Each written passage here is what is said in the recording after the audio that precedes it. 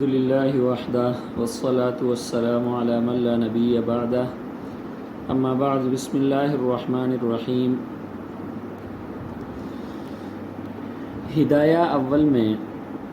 آج ہم پڑھیں گے ہدایہ کے اندر صاحب ہدایہ نے بعض مخصوص چیزوں کا التزام فرمایا ہے،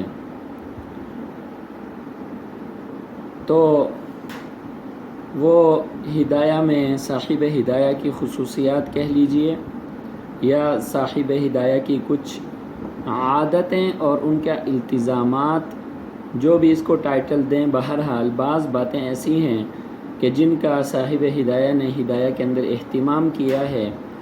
اور آگے جا کر ان کو سمجھنا موقوف ہے اس چیز پر کہ ہم یہاں پر ان کی وضاحت کر دیں۔ ان میں سے بعض چیزوں کا ہم ذکر کریں گے۔ ان میں سے پہلی چیز یہ ہے کہ صاحب ہدایہ جہاں پہ قال رضی اللہ عنہ کہتے ہیں تو اس سے مراد ان کی اپنی ذات ہوتی ہے۔ ہدایہ کے شارحین میں سے بعض حضرات نے فرمایا ہے کہ صاحب ہدایہ نے اپنی ذات کے لیے ہدایہ میں قال کے ساتھ العبد الضعیف لگایا کرتے تھے۔ بعد میں ان کے شاگردوں نے ان کی وفات کے بعد وہ العبد الضعیف کو ختم کر کے اس کی جگہ قال رضی اللہ عنہ کا اس کے ساتھ اضافہ کر دیا اور العبد الضعیف کو انہوں نے محو کر دیا، مٹا دیا۔ دوسری خصوصیت، دوسرا التزام، صاحب ہدایہ کی یہ عام عادت ہے کہ جو مذہب ان کے نزدیک مختار ہوتا ہے، دلائل کا بیان کرتے ہوئے اس کی دلیل کو مؤخر کرتے ہیں۔ یہ اس مذہب مختار کی دلیل بھی ہوتی ہے اور بسا اوقات سابقہ دلائل کا جواب بھی خود اس دلیل کے اندر موجود ہوتا ہے۔ اگرچہ اقوال کو نقل کرتے ہوئے قوی قول کو مقدم کرتے ہیں، اس لیے ہدایہ میں آگے جا بجا آپ لوگ پڑھیں گے کہ اقوال کو ذکر کرتے ہوئے جو قوی اور مضبوط قول ہوگا اس کا پہلے ذکر ہوگا، لیکن دلیل آخر میں ذکر فرمائیں گے جو قول مختار ہوگا اس کے لیے۔ تیسرے نمبر پر ہدایہ میں صاحب ہدایہ بعض جگہوں پر قال مشائخنا کہتے ہیں۔ قال مشائخنا، مشائخ سے مراد بخارا اور سمرقند کے علماء ہوتے ہیں۔ تو جہاں صاحب ہدایہ یہ فرمائیں قال مشائخنا، تو اس کا مطلب یہ ہوگا کہ اس قول کے قائلین، اس مذہب کے جو اس مذہب کو جو اختیار کرنے والے ہیں وہ بخارا اور سمرقند کے علماء ہیں۔ اسی طرح بسا اوقات صاحب ہدایہ کسی حکم کا بیان کرتے ہوئے فرماتے ہیں فی دیارنا، فی دیارنا، کہ ہمارے علاقوں میں، ہمارے ملکوں میں، ہمارے شہروں میں یہ کام ہوتا ہے۔ تو دیارنا میں دیار سے مراد ماوراء النہر کے شہر ہوتے ہیں، یعنی بخارا اور سمرقند وغیرہ۔ نمبر 5، اگر صاحب ہدایہ نے سابق میں قرآن سے کوئی دلیل دی ہو اور آگے جا کر اس کی طرف اشارہ کرنا ہو تو اس کو بما تلونا سے تعبیر کرتے ہیں، بما تلونا۔ اگر سابق میں کوئی عقلی دلیل پیش کی ہو اور آگے جا کر اس کی طرف اشارہ کرنا ہو تو اس کے لیے بما ذکرنا اور ما بینا کے الفاظ استعمال کرتے ہیں۔ اور اگر سابق میں حدیث سے دلیل پیش کی ہو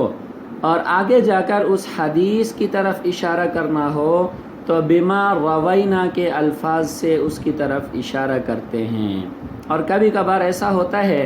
کہ لما بینا کا جو لفظ ارشاد فرماتے ہیں وہ عام ہوتا ہے، کتاب اللہ سے بھی دلیل دے کر آگے اس کے لیے لما بینا کا لفظ استعمال فرماتے ہیں،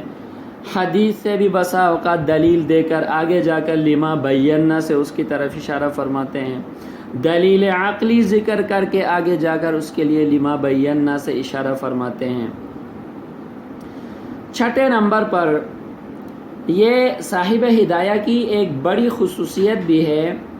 اور آپ کا جو تفقہ ہے اس پر بہت بڑی دلیل بھی ہے کہ بسا اوقات صاحب ہدایہ اصل مسئلہ پر نص قرآنی سے استدلال کرتے ہیں اور پھر آگے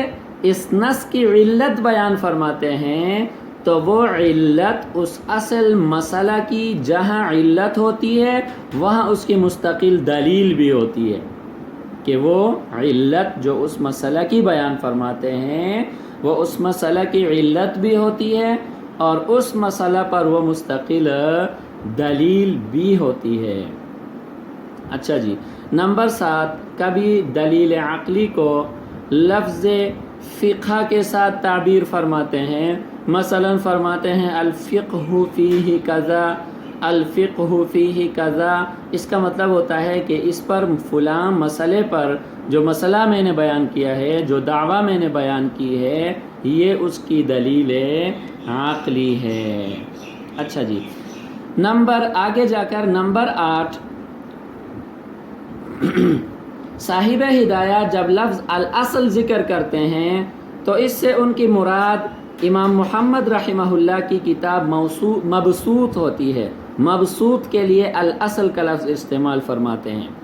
اگر مسئلہ مختصر القدوری کا ہو تو اس کے لیے المختصر کا لفظ استعمال فرماتے ہیں، یعنی المختصر جہاں صاحب ہدایہ فرمائیں تو اس سے مراد مختصر القدوری ہوتی ہے، اور جہاں صاحب ہدایہ لفظ الکتاب ذکر فرمائیں تو اس سے ان کی مراد جامع صغیر ہوتی ہے۔ اسی طرح اگر صاحب ہدایہ عن فلان کہے، یہ اس کی نوی جو ہے وہ خصوصیت ہے، اگر صاحب ہدایہ عن فلان کہیں تو مراد یہ ہے کہ یہ فلاں سے ایک روایت ہے، اس کا مذہب نہیں ہے۔ یہ ذرا باریکی پر غور کیجئے، اگر عن فلاں کے ساتھ اگر عن ملائیں تو اس کا مطلب یہ ہوتا ہے کہ یہ فلاں کی ایک روایت ہے، اس کا مذہب نہیں ہے۔ اور اگر فرما دیں عند فلان، عند کے لفظ کے ساتھ، اس میں اس بات کی طرف اشارہ ہوتا ہے کہ یہ فلاں کا ایک قول نہیں ہے، اس کی ایک روایت نہیں ہے، بلکہ یہ فلاں کا مذہب ہے۔ تو یہ ہدایہ کے اندر صاحب ہدایہ نے بعض ایسی اصطلاحات کا التزام کیا تھا کہ ان کو سمجھنا ہمارے لیے ضروری تھا، اس کے بارے میں ہم نے گفتگو کر دی۔ اللہ تعالی ہم سب کو عمل کی توفیق عطا فرما دے۔ وآخر دعوانا ان الحمدللہ رب العالمین۔